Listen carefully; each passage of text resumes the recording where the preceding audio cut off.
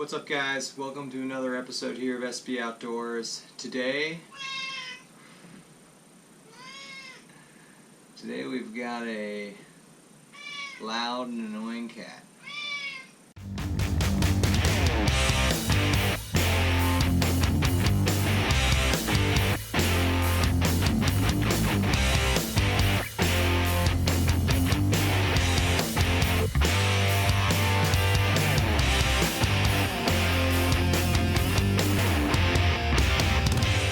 What's up, guys? Welcome to another episode here of SB Outdoors, and today we're going to review my pack. So my pack is the Gossamer Mariposa 60, and you've probably seen this in a bunch of my videos. I've had this for almost a full year now, and I went back and kind of looked at my usage. So I've used this for 14 days and averaging about 10 miles a day, so about 140 miles. So think of this as like just shy of a 150-mile review. I really do like this pack, and I'm going to keep using it, and let's show you some of the features. So for starters, this thing comes in at just over 2 pounds, and it costs, I believe, just over 250 bucks. It's not a Cuban fiber pack. I really wanted to stay away from Cuban fiber packs for at least now. Just I'm not ready to go to Cuban fiber packs just yet. So this is a it's a nylon-based Robic. I think it's a 1 or 200 Robic nylon material, and it's got slightly more reinforced nylon on the bottom than on the top and the outside. So it makes sense. So if you're like grinding around on a rock or something, it won't scratch it up. The total volume is 60 liters, and that includes all of the side pouches and the external pouches. So let's take a look at those. Alright, the most obviously unique pouch, I think, with this pack is something that they call the quiver pouch. So this is this big pouch right here on the left side of the pack. This was made, in my opinion, for your shelter. So right now I've got my shelter in it because we hammock camp. I've got a hammock, a tarp, and a bag of steaks down there in the bottom, and it's easily could fit more. It's huge pocket. I have fit a 2-person tent in here easily, and it's just great to be able to have your shelter in its own separate thing. The one thing about this pack is it's not waterproof. So unlike a Cuban fiber pack, it's not waterproof. It does have kind of a DWR finish on it, but it's not waterproof. So I actually have a dry sack for my tent if I need to use it, and then all the stuff inside the pack is in dry bags.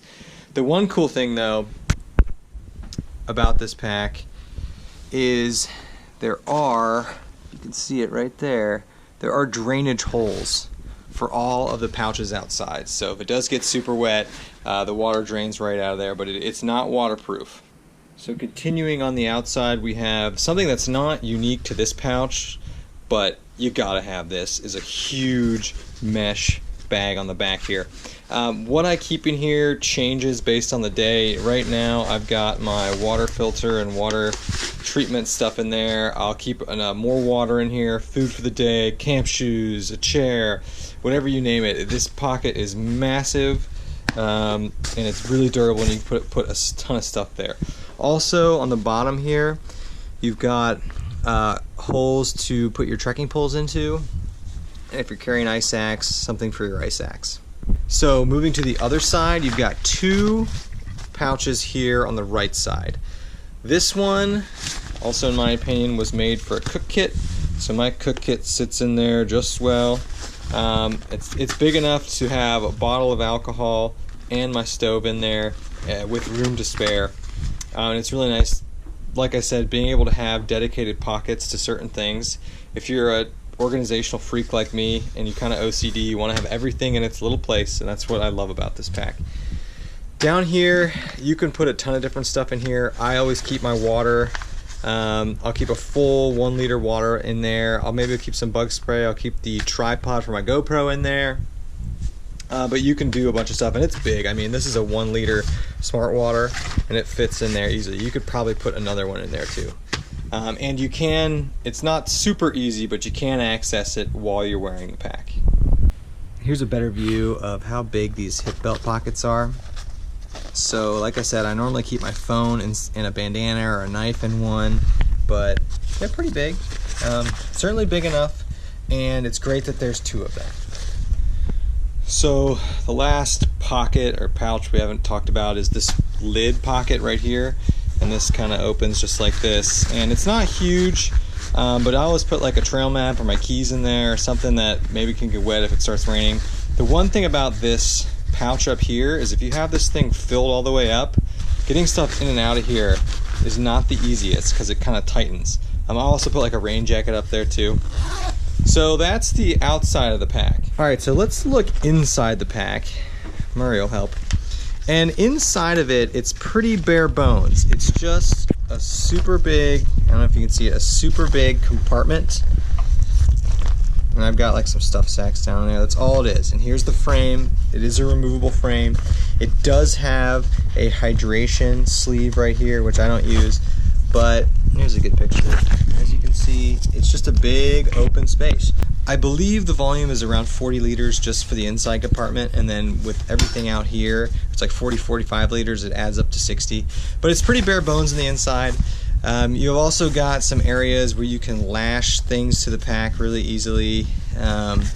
It's kind of cool. You can clip this together and fold it up so it folds up nicely.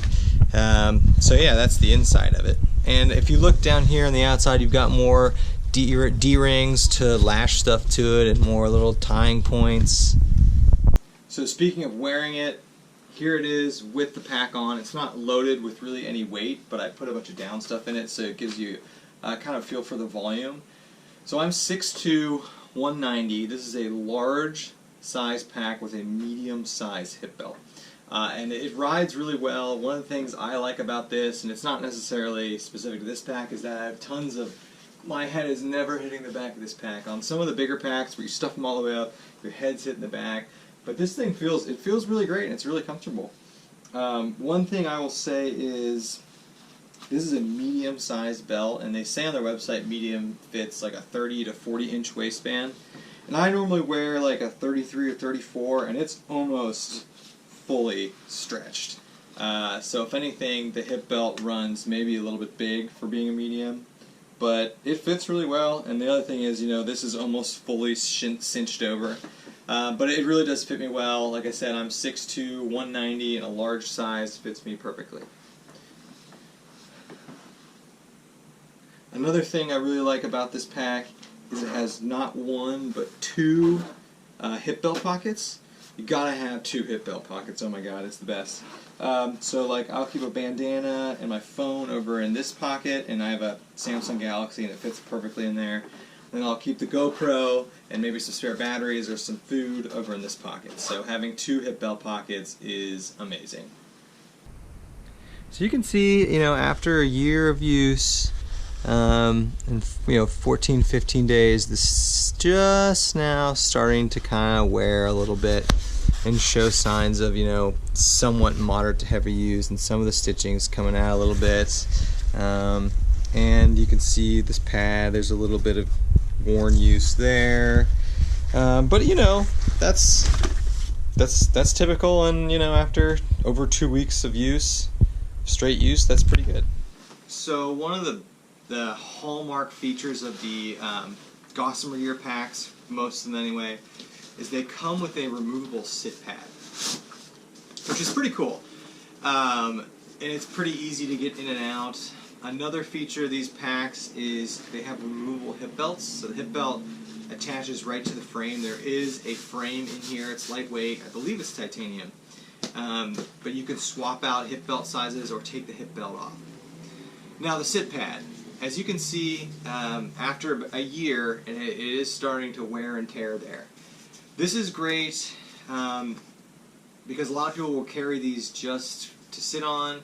A lot of hammock campers will carry these if they carry like a 3/4 length underquilt, and they'll put this under their feet while they're in their hammock. I carry a chair, so I never really sit on this. One thing I will use this for in the winter is I'll put this on my chair when I sit on it, and it keeps my back warm. Another use, actually, the most often I use this when I get to camp, and like when we're making camp around a fire, and I just want to have my stuff out and organized. I'll just put this on the ground or put it like that and use it just to keep all my stuff on. So like if I have my cook kit or food like strewn all about, I'll keep it organized on this pad. Or we'll be camping with someone who doesn't bring a chair, and we'll just let them use this as a sit pad. So it's cool, it's useful. Now, the one negative thing to this pack is, so you're hiking, this thing's riding on your back, it's a piece of insulating foam, your back sweats a ton with this pack. That is the one negative thing I will say about it. It's definitely not negative enough for me to not bring the sit pad or not use the pack. I don't really care. It doesn't bother me. I'm used to having a sweating back. I don't care. Like, it'll be so sweaty that this sit pad will just be saturated in sweat. So the one negative I will say about this pack, about having the sit pad specifically up against your back, is, as you can imagine, it gets super hot and super warm. Another cool thing, though, and it doesn't, once again, it doesn't matter to me because we're hammock campers, but a lot of people will take their inflatable sleeping pad and fold it up into a square and stick it back here behind the pad or in place of the pad. So it's kind of cool. It's a cool way to stash your sleeping pad if you have it. And the pad fits really easily back in there, honestly. Super easy to get in and out. And it is useful. I really do like having it. You know, it would be more useful if I didn't carry a chair. But I carry a chair, so I'll either use this to make my chair warmer or to just kind of keep stuff organized at camp. But that's a cool feature of these packs, and like the Gorilla has it, a lot of Gossamer gear packs have this removable sit pad. Alright, so let's talk about loads in this pack. So Gossamer gear recommends kind of a maximum load of 30 pounds in this pack, but they say you can take it up to 35 and it'll be fine. I have taken it to the upper 20s. You know, I've only taken this, the most I think I've done is a 4-night with this pack, and I never eclipsed 30 pounds. But I will be taking this summer to a 6-night, 7-day where I'm going to get to 30 pounds. But that is because it's an ultralight pack, but that's pretty good for an ultralight pack. A 35-pound load is really good. But they do recommend staying around 30 up to 35 if you have to. I've personally taken this to like 28, 27, 28 with water and everything, and it was totally comfortable. So there you have it, guys. The Gossamer Gear Mariposa 60.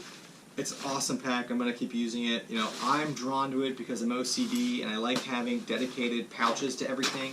And it's really nice. So like you wake up at camp, you're getting ready, you can kind of pack things separately as you go. If you stop for lunch, you got your cook kit right here if you need it. You got water right here if you need it.